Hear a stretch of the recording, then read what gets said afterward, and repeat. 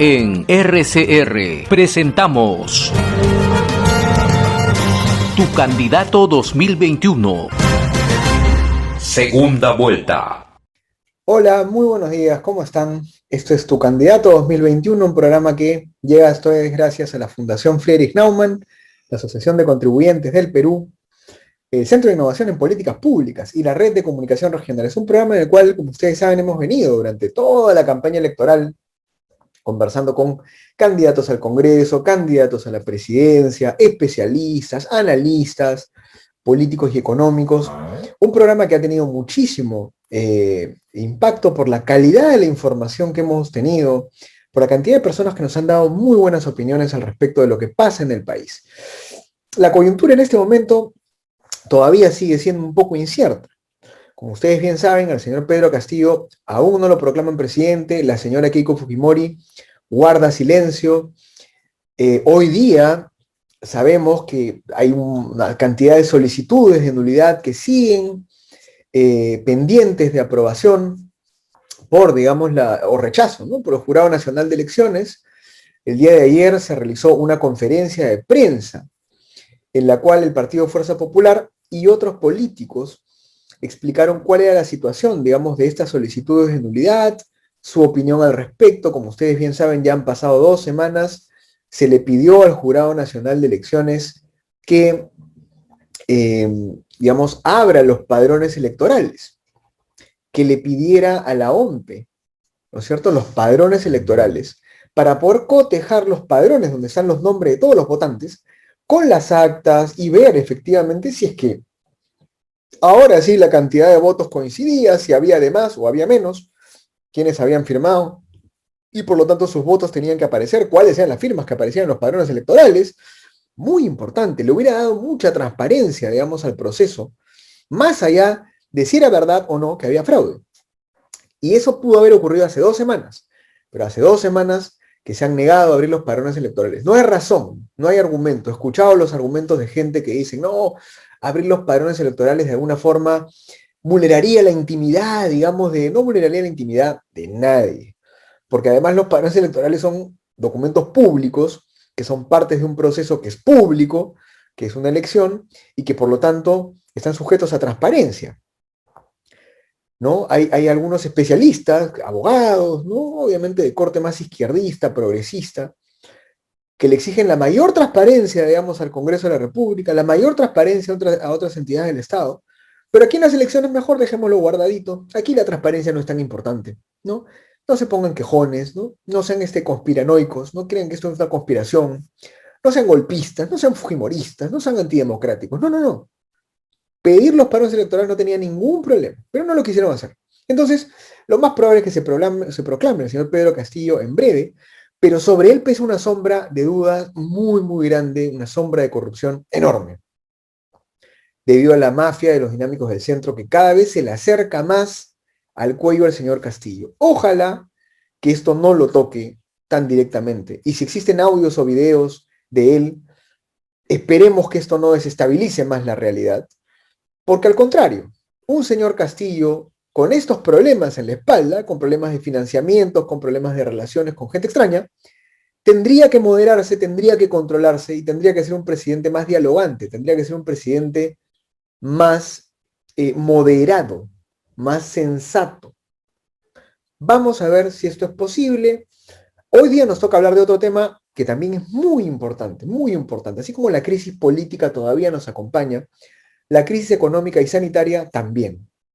Y el Perú ha hecho muchas cosas, ha tomado muchas medidas, cuarentenas, toques de queda, restricción de aforos, inmovilización los domingos, también hubo programas de crédito, bonos y Apoyo Consultoría, que es una empresa, es un centro de investigación muy, muy importante en el Perú, ha hecho un análisis del impacto que han tenido todas las medidas de los gobiernos peruanos, porque han sido un par de gobiernos los que se han encargado de la pandemia, el gobierno del señor Martín Vizcarra y ahora el gobierno del señor Sagasti, para ver cuál ha sido el impacto que han tenido las medidas, restricciones y políticas que se han tomado en la economía y en la salud. Vamos a hablar de eso con José Carlos Saavedra, que es socio de Apoyo Consultoría, en unos minutos, y va a ser un tema muy, muy interesante al cual les pido presten atención porque el siguiente gobierno va a tener que tomar medidas frente a la pandemia y esperemos no tome las medidas equivocadas. Así que vamos a una pausa comercial, unos segunditos y regresamos con tu candidato 2021. Soy José Ignacio Beteta, gracias por estar con nosotros, regresamos en unos segundos. Ya retornamos con tu candidato 2021.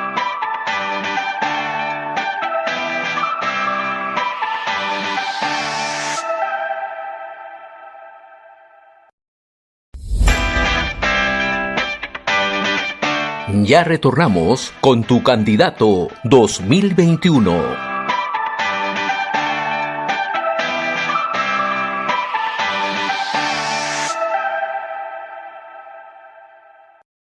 Hola, ¿cómo están? Regresamos después de la pausa con tu programa, tu candidato 2021. Mi nombre es José Ignacio Beteta y conduzco este programa y gracias a la Red de Comunicación Regional. Y como les había comentado, nuestro invitado del día de hoy es José Carlos Saavedra, socio de Apoyo Consultoría, quienes han elaborado un informe muy interesante acerca de, han estimado, ¿no?, el impacto de las medidas de control que han tenido, digamos, en el Perú, ¿cierto?, con respecto a la pandemia. Y vamos a hablar con él para que nos explique un poco de qué se trata este estudio, cuáles son los principales hallazgos. Hola, José Carlos, ¿cómo estás? Buenos días. Hola, José Ignacio. Buenos días. Muchas gracias por la invitación.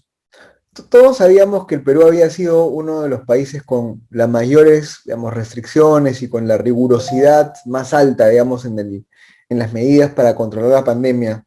Sin embargo, nadie luego ha tenido la posibilidad quizás de ver de una manera más ordenada si estas fueron las más adecuadas, cuál fue el impacto que tuvieron. ¿Qué es lo que dice este informe que han elaborado ustedes en Apoyo? Sí, efectivamente lo que nosotros hemos querido hacer es analizar la evidencia. Ya en América Latina, bueno, en el mundo tenemos más de un año con esta crisis, en algunos casos 2 olas o tres olas, y ya, digamos, es factible analizar los datos y dejar que los datos nos revelen el impacto diferenciado de ciertas medidas sobre el avance del COVID y también sobre la actividad económica. Entonces hemos querido analizar esa evidencia para sacar algunas conclusiones. Básicamente lo que hemos hecho es analizar la información de 15 países de América Latina y también hemos entrado en detalle a Perú para ver las diferencias de 8 regiones, 8 departamentos en el país que explican 2/3 del PBI peruano. Digamos, que componen las ciudades más grandes en población, etcétera, ¿no? Y lo que hemos encontrado, yo te diría que son 2 cosas en general y luego podemos entrar en detalle. La primera es que efectivamente los llamados factores estructurales con los cuales los países enfrentaron inicialmente la pandemia fueron importantes para determinar la capacidad de respuesta, la capacidad de contención.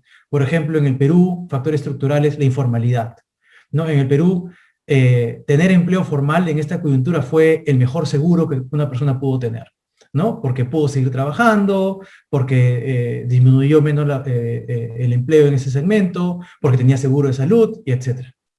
Y en Perú la tasa de informalidad es elevada. Luego, una característica estructural es la capacidad del los sistemas de salud. En el Perú entramos en la pandemia con muy pocas camas UCI, fueron aumentando en el tiempo, pero la capacidad de contención del sistema de salud era bastante precaria.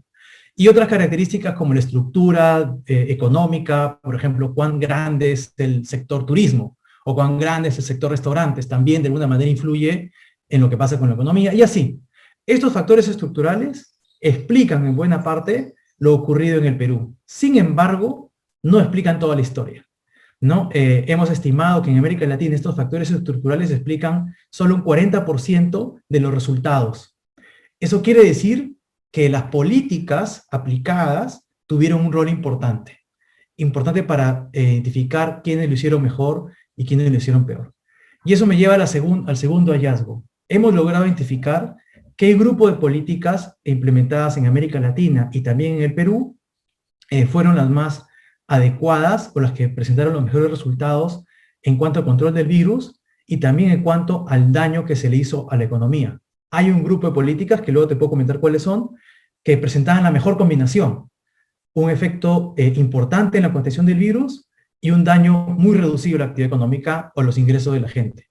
mientras que hubo otro grupo de políticas que presentaban la peor combinación. Eran poco efectivas para controlar el virus, pero eran muy, muy dañinas para la actividad económica, el empleo y los ingresos de la población. Eso creo que son dos hallazgos relevantes, ¿no? Claro, antes de pasar a los detalles, efectivamente, es interesante ver ese tema estructural, digamos. Por un lado mencionas la informalidad, de la cual todos hablamos, pero nunca lo resolvemos. Otro elemento ya característico que tiene que ver con el tipo de negocio más frecuente, que es el tipo de hospitalidad, restaurantes, turismo, que es un factor estructural, porque claro, son los que más pagan el precio, digamos, de una pandemia, y luego definitivamente el tema estructural del sistema de salud, ¿no? Antes de entrar en los detalles del informe, en estos tres elementos, o sea, a ver, siempre vamos a tener 2 o 2.5 millones de personas trabajando en el sector gastronómico, hotelero, que creo que más o menos ese es el número. La informalidad está cerca del 70 y tantos por ciento después de la pandemia. Y el sistema de salud, bueno, tú y yo lo conocemos más o menos bien, pero ya tiene muchas fallas que incluso ahora, y son fallas de fondo, no se han resuelto, ¿no? En estos tres temas, ¿cómo, digamos, no se puede resolver la informalidad en un par de meses, ¿no? Pero o sea, háblanos un poquito más de esto, porque la gente a veces no entiende, ¿no? O sea, no entiende por qué la informalidad es un problema, por qué la informalidad genera una vulnerabilidad, como tú lo has mencionado.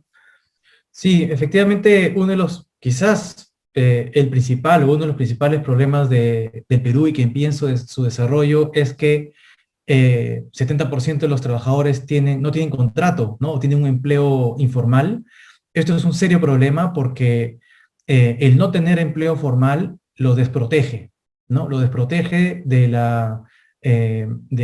frente a riesgos que son naturales, ¿no? Por ejemplo, el riesgo de una enfermedad.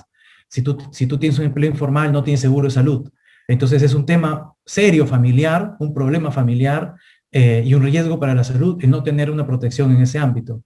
Luego, si es que entre la eventualidad de perder el empleo, no tienes un seguro de desempleo, en el sector formal tienes la CTS, que es un ahorro forzoso que de alguna manera te soporta para poder buscar un empleo mientras estás en el desempleo, ¿no? Eso es bien importante.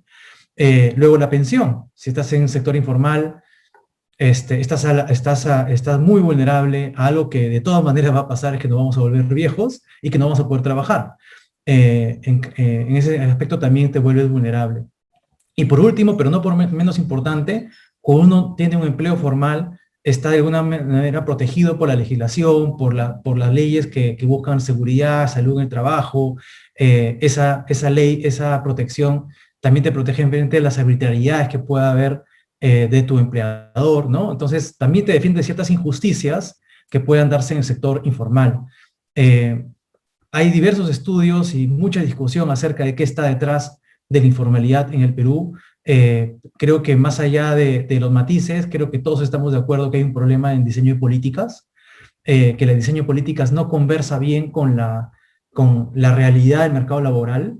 El mercado laboral peruano, lamentablemente, hasta ahora es un mercado laboral en el cual la productividad promedio es baja y muy heterogénea entre sectores económicos, muy heterogénea entre regiones y muy heterogénea entre tamaño de empresa, pero la legislación asume de alguna manera que esa heterogeneidad no existe y pone costos de ser formal que pueden ser razonables para Lima, para sectores muy productivos como el sector minero, pero no son costos razonables o que pueden ser pagados para la microempresa, para algunas actividades menos productivas. Entonces, los costos de la formalidad representan una barrera a crear empleo formal, ¿no? Y por eso tenemos que el 70% de los trabajadores tienen un empleo informal, ¿no? Podemos discutir un poco más de eso, pero creo que eso es el marco general de lo que explica por qué tenemos una alta carga de empleo informal. No, de acuerdo. Y tenía que hablar contigo porque ustedes son especialistas también en estos temas. Entonces es importante tocar el tema para mucha gente que a veces no entiende. Este programa llega a muchas regiones y no han tenido acceso a veces a una explicación más detallada. Entonces sí quería que te explayes un poquito en eso. Ya, ¿cuáles son las medidas, digamos, que funcionaban bien y cuáles son las medidas que no funcionaban, digamos, en los países que has comparado? Sí, de hecho, esto es medio obvio, ¿no? Pero lo que voy a decir es medio obvio, pero lo interesante es que ahora yo lo puedo sustentar, yo lo puedo decir sustentado o apoyado en evidencia, ¿no? O sea, la data es clara en decir que hay ciertas medidas que tuvieron éxito y otras no. ¿Cuáles fueron las medidas que tuvieron más éxito? El testeo masivo. El testeo masivo ha sido muy importante para identificar y para trazar, ¿no? A los contagios, poder aislarlos. Sin testeo estás ciego, básicamente. Y lamentablemente el Perú, hasta ahora, si uno ve la data que es pública, en comparación con América Latina, somos, creo, me parece, el cuarto país que menos tests ha aplicado en América Latina, ¿no? Hemos mejorado quizás en los últimos meses, pero todavía seguimos siendo un país que ha aplicado muy poco esa política. Eso es lo primero. Lo otro es el uso efectivo de mascarillas. También es efectivo para el contagio. Hemos aprendido con el tiempo que es lo más efectivo contra el contagio. Es muy barato y no afecta la actividad económica, ¿no? O sea, no te mata ningún sector usar mascarillas, ¿no? Y el costo de una mascarilla es mucho menor que el beneficio que generas en términos de nivel de vida y entorno, digamos, para producir. Otra medida efectiva ha sido más recientemente, y esto es bien interesante porque el estudio que hemos hecho lo hemos hecho hasta abril de este año, que ha sido con pocos datos en cuanto a vacunación. O sea, en varios países no habíamos visto todavía el salto en vacunación que hemos visto en Perú, por ejemplo, pero incluso con pocos datos, la vacunación salía claramente como una medida súper efectiva para combatir el COVID y no afectar la actividad económica. Y otro elemento también es la restricción en las reuniones, ¿no? O sea, un mandato a la población para el uso para tener reuniones también ha sido bastante efectivo. Y algo bien interesante que lo voy a mencionar quizás más a profundidad después, es que nosotros, así como otros estudios en el mundo, han encontrado que las políticas económicas de apoyo de ingreso a las familias también ha tenido efecto, obviamente, en la actividad económica, porque has dado dinero a las familias, pero también ha tenido efecto positivo para combatir el COVID. Y eso dice, ¿por qué, no? ¿Por qué? Y cuando nos hemos metido a investigar un poco, también investigaciones en Europa y investigaciones en Estados Unidos, lo que hemos encontrado es que la lógica es la siguiente. Si tú pones restricciones a la movilidad, cuarentenas, ¿no? Y la movilidad de las personas, esa medida es poco efectiva. Pero si le sumas a eso transferencias de ingreso, entonces sí, eso sí tiene un impacto positivo. ¿Qué nos quiere decir esto? Que en países de América Latina, si tú le prohíbes a la gente salir y trabajar, pero no le das ninguna solución debido a la informalidad, entonces nadie te hace caso y es más, empeora las cosas porque ya no se cumplen protocolos, estás actuando en la informalidad, etc. Pero hemos encontrado que cuando tú le das dinero a las personas, su comportamiento sí puede cambiar y puede aplicar en efecto, en la realidad, el distanciamiento social, se puede quedar en casa tranquilo, etc. Entonces, esa medida de apoyo a los ingresos también ha sido muy importante en ambos casos, ¿no? Y si quieres, ahora te comento las políticas que hemos visto que no funcionan, ¿no? O sea, si te parece. Acá digamos, tienes, claro, las que funcionan son testeo, mascarillas, vacunación, restricción en las aglomeraciones y este apoyo económico, digamos, directo, ¿no? Sí. Rapidito sobre este tema. En el Perú lo que pasó fue que como todavía no teníamos un sistema, creo yo, hasta de base de datos, de padrones y de llegada a la gente, por un lado, los bonos demoraron muchísimo en llegar y generaron aglomeraciones, las dos cosas. Y por otro lado, los créditos, como era natural en el sistema financiero peruano, tuvieron muchas trabas para poder llegar a las máquinas. Entonces, claro, llegaban a las máquinas más grandes, pero no a las máquinas más pequeñas, que como tú bien dices, son las a veces menos productivas y las que más riesgo tienen, y por lo tanto no aplicaban estos créditos de reactiva o FAE-MIPE, ¿no? Con lo cual, ahí ya tenías un par de temas estructurales, ¿no? O sea, siempre se habló de la digitalización, por ejemplo, de la relación del peruano con el Estado, ¿no? Que hubiera sido mucho más fácil si hubiéramos podido tener algún tipo de billetera electrónica, algún tipo de transferencia a través de los celulares y no a través, pues, de un cheque en un Banco de la Nación, etcétera. ¿No? ¿Qué opinas sobre eso? Sí, o sea, lo importante de esta crisis, de este estado, digamos, el momento en el que estamos en la crisis es aprender ya de la evidencia, ¿no? Y aprender para no cometer los mismos errores, ¿no? uno puede reconocer que al inicio de esta crisis no se sabía mucho acerca del virus, ¿no? Me acuerdo que al inicio la OMS decía que el uso de mascarilla no era necesario, ¿no? O que luego pensábamos que el contagio era principalmente por el contacto y por eso lavábamos todo, ¿no? Y ahora entendemos mejor que es más transmisión, ¿no? Cuando uno habla, ¿no? Etcétera, cuando uno se reúne.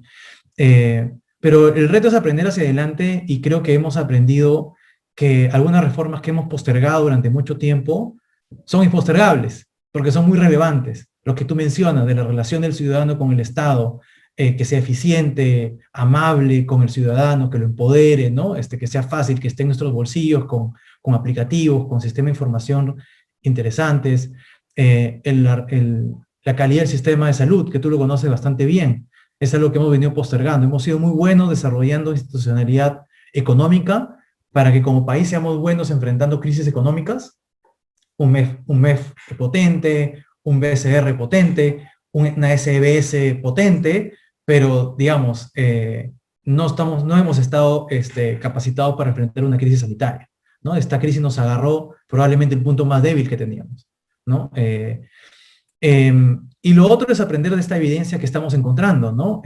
Dos medidas muy relevantes, testeo y vacunación, son justamente dos políticas en las cuales el Perú todavía está muy rezagado frente a otros países de la región. Te mencioné que Perú destaca por ser el cuarto país donde menos tests se han aplicado, pero también es el cuarto país en América Latina en el que se han aplicado al día de hoy menos vacunas por millón de habitantes, ¿no? Entonces te dice de alguna manera por dónde deberían ir los esfuerzos si es que queremos cambiar esta foto tan fea que tenemos de ser uno de los países en el mundo con la peor combinación de caída del empleo, caída del producto y también la mayor cantidad de muertes por millón de habitantes, ¿no? ¿Qué medidas no funcionaron? ¿Qué medidas no funcionaron? La inmovilización ciudadana per se, hemos encontrado evidencia contundente en América Latina y también hay otras investigaciones en Estados Unidos que encuentran que la inmovilización ciudadana per se no fue buena para combatir el COVID y mató la economía. ¿Por qué no fue buena para combatir el COVID? Un poco lo que te mencionaba anteriormente, ¿no? Per se no te cambia el comportamiento y menos aún si no le das una solución, una salida a la población, porque le está diciendo básicamente, tú no vas a ser capaz de generar ingresos y de llevar comida a tu casa. Si tú le dices, eso nomás y chao, no vas a cambiar ningún comportamiento y hasta es peor, es peor. Pero si esto viene acompañado de otras políticas, puede tener un efecto positivo. Otra medida que no tuvo efecto, hemos encontrado que es el toque de queda temprano. Toque de queda temprano identificado como antes de las 7 de la noche, ¿no? Eso, digamos, no hay evidencia que controle el COVID, pero sí hay evidencia que afecta muchísimo la actividad económica. La inmovilización de los domingos, que era algo que el sentido común a los ciudadanos nos decía como, oye, ¿por qué? ¿No? ¿Cuál es el sentido de esto? Hemos encontrado evidencia que no hay ningún efecto y sobre todo el tema de los autos, ¿no? Hoy día uno se puede mover en taxi, en bus, pero no puede moverse en su propio auto, ¿no? Entonces un poco lo hemos encontrado que eso no tiene efecto y el cierre de centros de trabajo. El cierre de centros de trabajo tampoco tuvo efecto, digamos, para controlar el COVID, pero sí obviamente dañó mucho los ingresos de la población. Y lamentablemente aquí hemos encontrado que Perú ha sido uno de los países que más ha aplicado ese tipo de políticas. Ha sido el país que en América Latina más ha usado la política de quédate en casa. Ha sido el país que más ha usado de manera más estricta el toque de queda. Y estamos por encima del promedio en cierres de trabajo, restricciones al transporte público y al movimiento interno.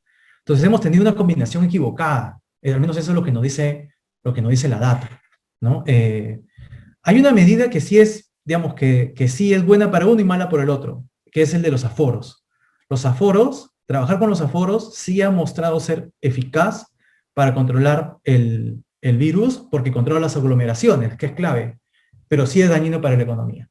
Por lo tanto, una conclusión que sacamos de acá es que es bien importante calibrar bien esos aforos, ¿no?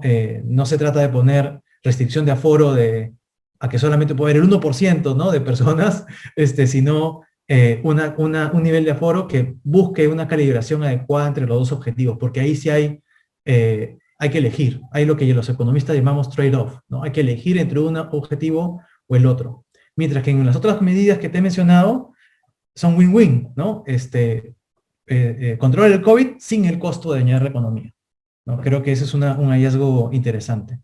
De acuerdo, y además este tema de los aforos, por ejemplo, y entrando en un tema que de repente es una opinión más personal o intuitiva la que puedas dar, abres gimnasios, abres casinos, abres centros comerciales, pero no abres colegios.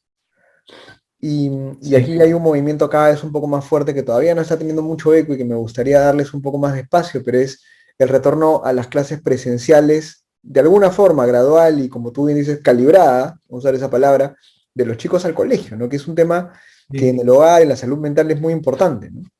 Sí, no, y buenísimo que toques el tema, porque a mí sí me escandaliza un poco que hablemos de crisis económica, ¿no? De crisis sanitaria, que son obviamente importantes, Ujú. pero no estamos hablando que tenemos al frente una crisis histórica, una crisis educativa.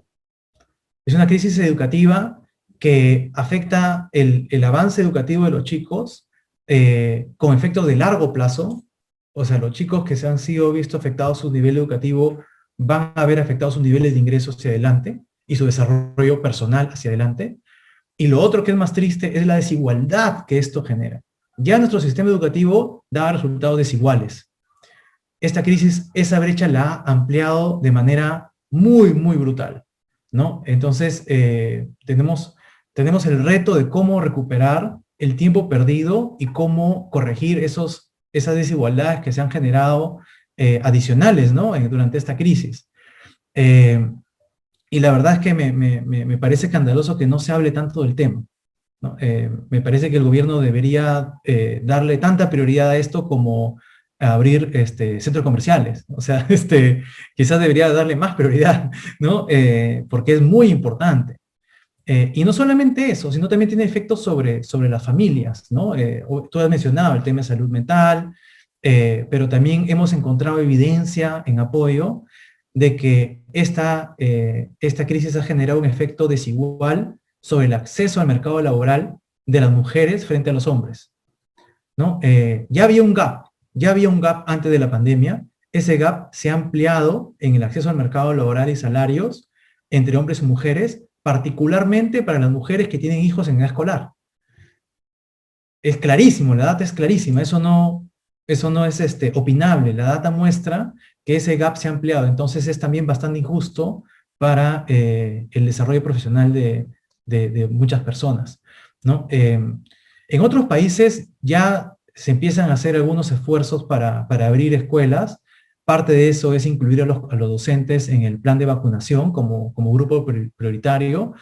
En otros países más avanzados de los que yo he podido ver, incluso en Alemania, por ejemplo, ya todos los chicos están yendo al colegio eh, y se les hace la prueba 1 o 2 veces por semana, la prueba de antígenos, que es que en verdad no es tan fea como la del molecular que nos hacemos a veces nosotros, ¿no? O sea, no es tan incómoda, digamos. Y yo hablaba con una profesora alemana y decía que los chicos se acostumbraban totalmente y daba seguridad a todo el mundo para poder estar en clases, ¿no? Entonces, no sé si eso sea una solución en Perú, pero con aforos, con protocolos, con vacunación a los docentes, creo que el Estado debería hacer lo máximo posible para poder regresar a la normalidad en este aspecto también.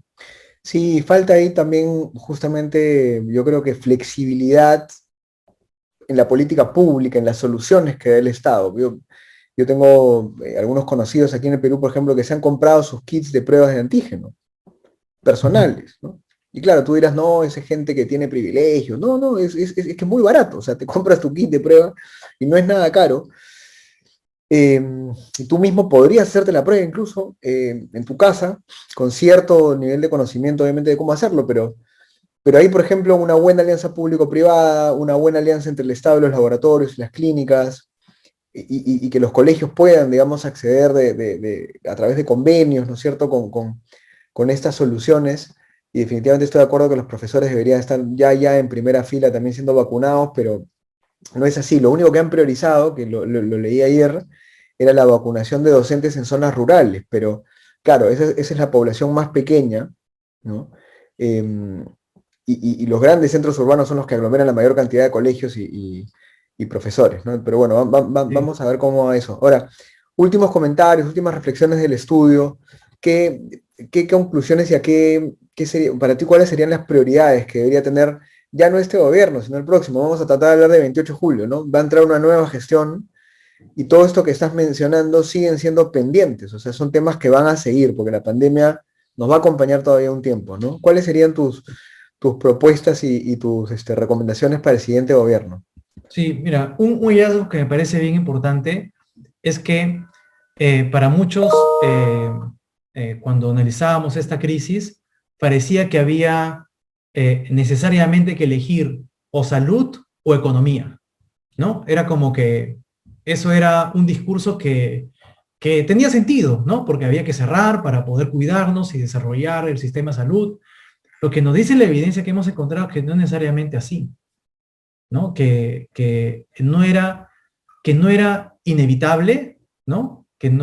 O mejor dicho, que era inevitable, o mejor dicho, perdón, era evitable llegar a una combinación como la que hemos llegado nosotros. O sea, Pudimos haber era una evitado, falsa oposición, digamos, una falsa oposición salud-economía. sí, De acuerdo. exactamente, era una falsa oposición y con mejores políticas pudimos haber tenido mejores resultados en ambos ámbitos. No que sacrificar salud por economía o sacrificar economía por salud. No, podíamos haber llegado a un mejor equilibrio con una mejor combinación de políticas.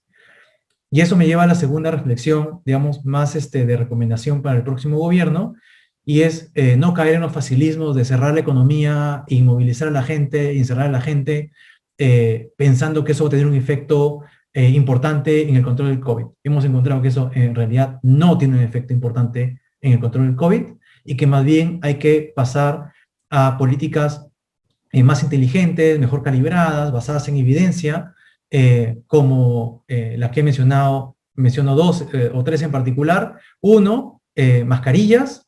Te menciono el caso de Alemania, que es donde estoy ahora. Uno va a la farmacia privada con su equivalente a DNI y tiene derecho a 5 mascarillas a la semana. Y ya luego el Estado ve cómo lo resuelve con las farmacias. O sea, ya no es un tema del ciudadano, ¿no? Mascarillas genera externalidades muy positivas tener una mascarilla. Mucho más, de más valor que lo que cuesta la mascarilla. Entonces tiene sentido que haya un subsidio muy fuerte al uso de mascarillas. Testeo lo mismo.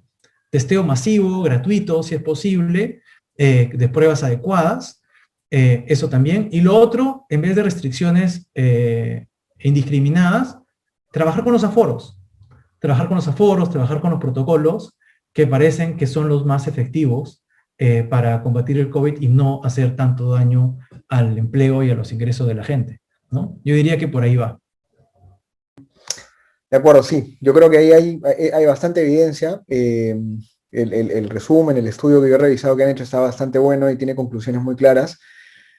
Y yo creo que hay que hacerle un poco de vocería porque y ya bueno, calculo que ya se entregará esto a las autoridades en su debido momento, ¿no? Pero definitivamente lo que tú mencionas es importante, ¿no? Generalmente nuestras autoridades, por falta de capacidad de fiscalizar, por falta de capacidad a veces de supervisión, optan por las medidas más generales y más fáciles, que son como, en algún momento se habló, ¿te acuerdas? ¿No? No del martillo, sino del mazazo, ¿no? O sea, no, ni siquiera era un martillo, ¿no? Era un garrotazo, digamos, a la realidad cuando no era necesario, digamos, y estoy totalmente de acuerdo contigo. Muchas gracias, José Carlos, por tu tiempo. Ha sido una súper conversación.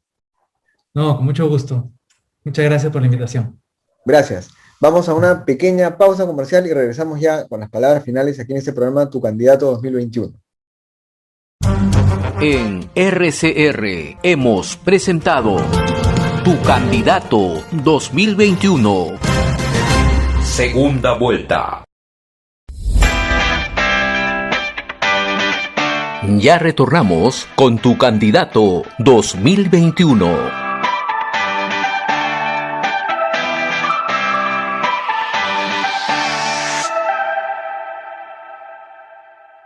Regresamos para el cierre del programa Tu Candidato 2021. Muchas gracias por estar con nosotros. Estuvimos conversando con José Carlos Saavedra, de Apoyo Consultoría, socio de Apoyo Consultoría, acerca del impacto de las medidas que el Perú los gobiernos del Perú han aplicado, digamos, frente al COVID, ¿no? Y es muy interesante, ¿no? Las medidas que sí funcionan, testeo, mascarillas, vacunación, restricción de aglomeraciones, o sea, calibrar, manejar los aforos, lo que se conoce como los aforos, por ahí hay algo importante, y luego apoyo al ingreso, apoyo al ingreso de las familias, ya sea con créditos o con bonos.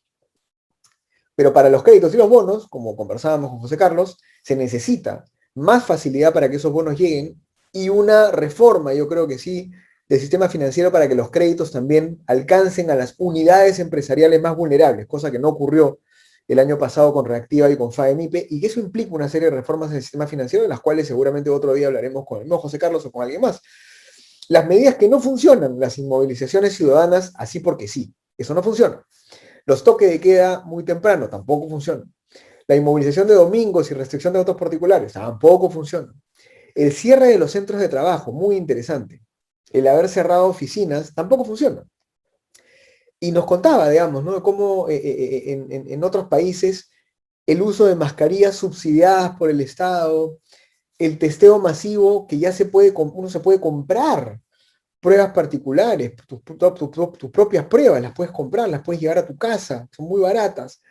El Estado tiene que trabajar con el sector privado, el Estado tiene que ayudar en este esfuerzo, el Estado tiene que flexibilizarse.